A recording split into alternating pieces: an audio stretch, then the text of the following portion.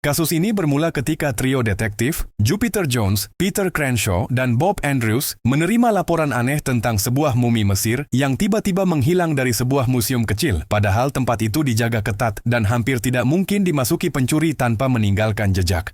Mumi tersebut dikenal sebagai mumi berbisik, karena beberapa orang mengaku pernah mendengar suara aneh dari dalam petinya. Bahkan ada saksi yang bersumpah melihat mumi itu bergerak sendiri di malam hari. Cerita yang langsung membuat suasana museum berubah mencekam dan penuh ketakutan. Saat mulai menyelidiki, trio detektif menemukan bahwa tidak ada tanda pembobolan yang jelas. Namun laporan penampakan mumi justru semakin sering terdengar, membuat Peter merasa tidak nyaman, sementara Bob sibuk mencatat semua kesaksian.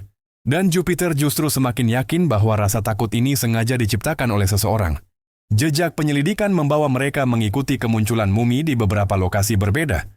Dan Jupiter menyadari satu hal penting, yaitu mumi tersebut selalu muncul di tempat tertentu. Dan pada waktu tertentu, seolah-olah ada rencana yang sangat teratur di balik semua teror ini. Dari sini, Jupiter menyimpulkan bahwa mumi tersebut bukanlah benda hidup dari masa lalu, melainkan seseorang yang menyamar, menggunakan kostum dan trik suara untuk menakut-nakuti orang agar menjauh dari museum dan sekitarnya. Penyelidikan lebih lanjut mengungkap bahwa di dalam peti mumi sebenarnya tersembunyi permata dan barang berharga yang sejak lama menjadi incaran para penjahat, dan dengan menciptakan kisah mumi hidup, mereka berharap tidak ada siapapun yang berani mendekat atau mencurigai aksi pencurian tersebut.